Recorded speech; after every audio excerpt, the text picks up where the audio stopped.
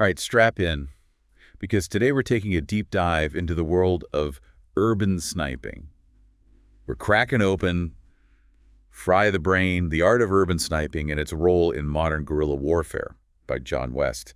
And this author, he's not just talking the talk. No kidding. He throws you right into the thick of it with his own experience in a sniper attack. Baghdad. Oh, what? Yeah, it really sets the tone. This isn't some theoretical stuff.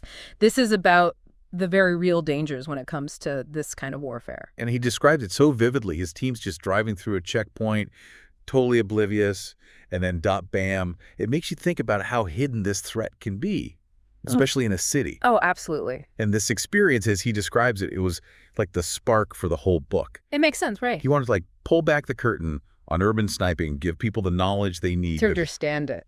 Yeah, to understand it and maybe even counter it. It's fascinating how he approaches it. It's almost like, a counter sniper manual. Really? Yeah. He breaks down the tactics, the mental game, the tools. Wow. He wants to put you right there in the mind of an urban sniper. See how they operate. Exactly. How they operate, what makes them so effective.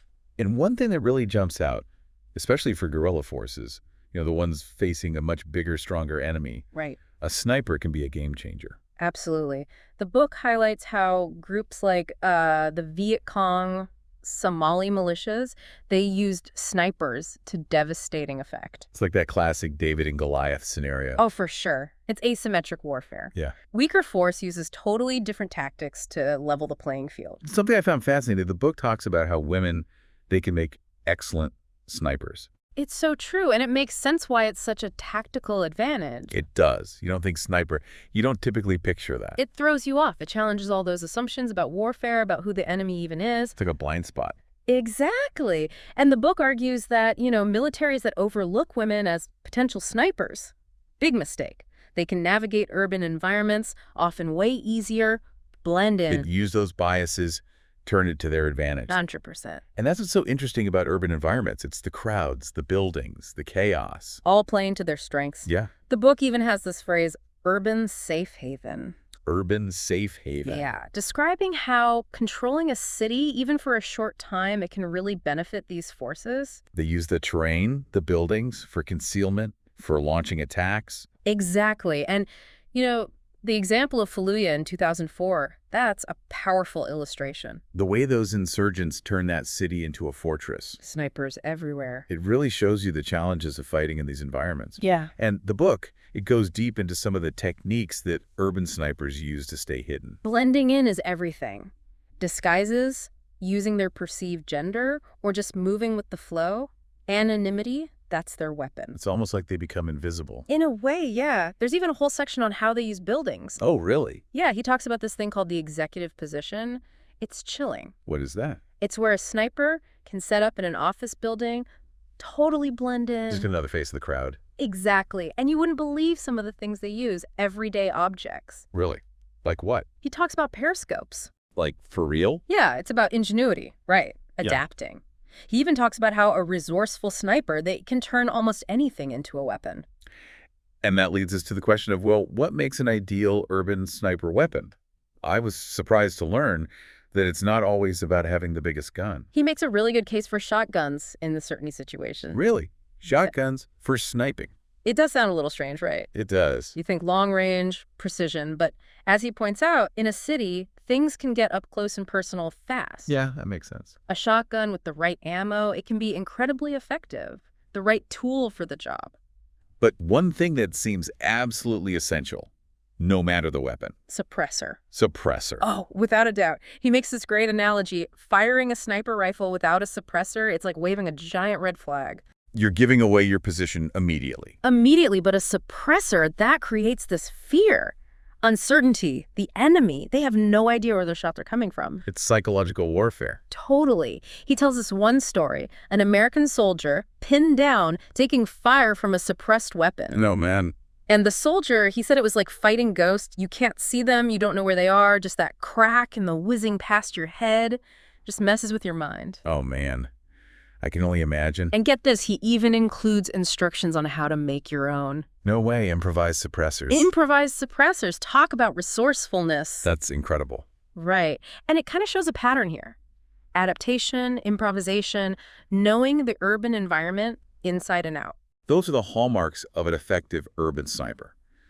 So we've been digging into, the who, the what, the how of urban snipers. But what always gets me are the real-world stories. Right. And the book dives into some seriously intense historical examples. Each one gives you a whole new perspective on how urban sniping has evolved. It starts with the Battle of Stalingrad. I mean, talk about brutal. Oh, absolutely. One of the most brutal battles in history. And it just shows how urban warfare can totally change the game. And Stalingrad, it really drives home the psychological impact of snipers. That constant fear. Oh, yeah. The book describes how the Germans, they were terrified of the Russian snipers, never knew when or where the next shot was coming from. Imagine living with that. Just constantly looking over your shoulder. It wears you down, man, that constant tension. And the Russians, they were masters at it. They even turned one of their guys, Vasily Zaitsev. Oh, yeah, Vasily Zaitsev. Into a legend. A legend, exactly. A symbol of their whole resistance. Shows you it's not just about taking out targets. It's messing with their heads. Psychological warfare at its finest. Sometimes the legend is just as powerful as the actual kill count. Oh, absolutely. And from Stalingrad, the book jumps to a totally different kind of urban sniping, the JFK assassination. Yeah, and that's where the book gets into some really controversial territory. Analyzes the kill zone, the bullet trajectories, even brings up the idea, though it's debated, that there might have been multiple shooters. Makes you wonder, right? Especially when the book lays out the different possible positions, the whole grassy knoll thing. Even today, all these years later, it's still a mystery. Totally. And it highlights just how much impact one person or a small group can have. They can change the course of history. Topple governments. It's not just about some random soldier on a battlefield. These are actions with huge consequences. And from there, the book takes us into the mind of a different kind of sniper. Charles Whitman. The Texas Tower sniper. Shelling case. Just the devastation one person can cause. Especially in a city.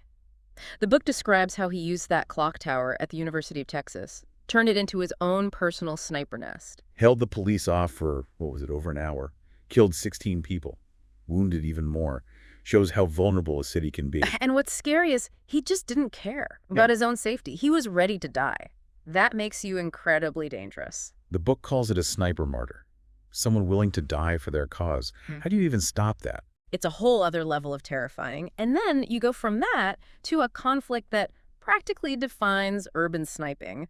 The troubles in Northern Ireland. South Armagh, specifically. The book describes it as this deadly game of cat and mouse, the British Army against the IRA, both sides using snipers like crazy, trying to outsmart each other, one-up each other. And the crazy thing is, the city itself becomes a weapon. Buildings, alleys, crowds. Must have been terrifying for anyone caught in the middle. Absolutely. And the book, it tells the story of this one IRA sniper, Michael Carraher, responsible for a ton of killings. Didn't he kill the last British soldier before that ceasefire in '97? That's the one. He was like a ghost story for the British Army. It's crazy. Even after they caught him, the rumors persisted. Like he was more myth than man. It's that mystique, you know? They become symbols, heroes to some, villains to others, but impossible to ignore. And from there, we jump to another conflict where urban sniping, it's a huge factor, the Palestinian-Israeli conflict. Yeah, and talk about a complex environment, densely populated. Sniping becomes this, necessity, but also a propaganda tool. The book talks about how Palestinian snipers have gotten really good at using the media, staging things to make the Israeli military look bad. It's that asymmetric warfare again, right? They use every tool they have, media, public opinion, to level the playing field against a stronger enemy. It's not just about the bullets. It's about controlling the narrative. Man, we've covered some serious ground here. The tactics, the psychology, and those real-world stories. But what really gets me, how do you even counter these guys? Especially in a city, it's just chaos. And that's where Fry the Brain, it takes this really interesting turn. It goes deep on counter-sniper strategies. And one thing that really stuck with me, overwhelming force, it's not always the answer. Yeah, I can see that. Can't exactly just, unleash everything you've got in a crowded city. Right. Too much risk, collateral damage. The book talks about a more precise approach. Surgical, exactly. Combining that tactical precision with, they call it a forensic mindset. Yeah, it's not just about taking the sniper out. It's about evidence, understanding their methods. So you can predict the next move. Exactly. He even talks about treating each engagement like a crime scene. Wow. Document everything, analyze trajectories, even trace evidence. Yeah. Every detail. That's wild. So it's like detective work, but way more intense. Exactly. And the book gets into the practical stuff too, protective measures for people, counter-sniper teams. Makes sense. Even just changing up your routes, routines, that can make a difference. Throw them off their game. Exactly. Snipers, they love patterns, predictability. You become unpredictable, harder to target. Exactly. And again, it's psychological, like a chess match, Totally. Trying to outthink the other guy. He also gets into the tech side of things, talks about systems like ShotSpotter. Oh, yeah, I've heard of that. Yeah. Uses sound to pinpoint gunfire, right? Exactly. It's used a lot by law enforcement, but the applications for counter-sniper ops are obvious. Yeah, if you can figure out where they are quickly. Exactly. Yeah. Huge advantage, but, and this is a big point he makes, technology isn't everything. Oh, for sure. There's always a way around it, right? Always. A skilled adversary can jam signals, find workarounds. Plus, in a city, things change so fast. Yeah, unpredictable. Technology can only take you so far. At the end of the day, it's still a human fight. Still got to rely on your gut, your training. And he ends by looking ahead at the future of urban sniping. Some of the stuff he talks about, it's like something out of a movie. Remote sniping, for example. Remote sniping. Yeah, imagine this: remotely controlled weapon systems. So the sniper's not even there. Miles away. Controlling it all from a computer screen.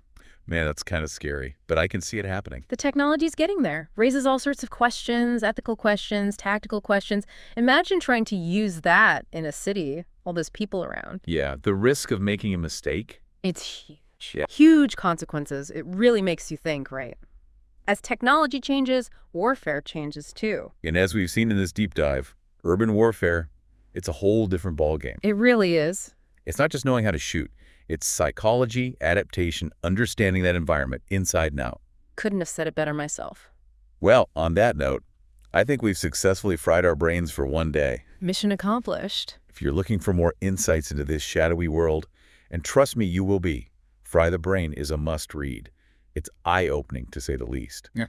And that wraps up another deep dive. Until next time, keep those brains firing, and remember, knowledge is power.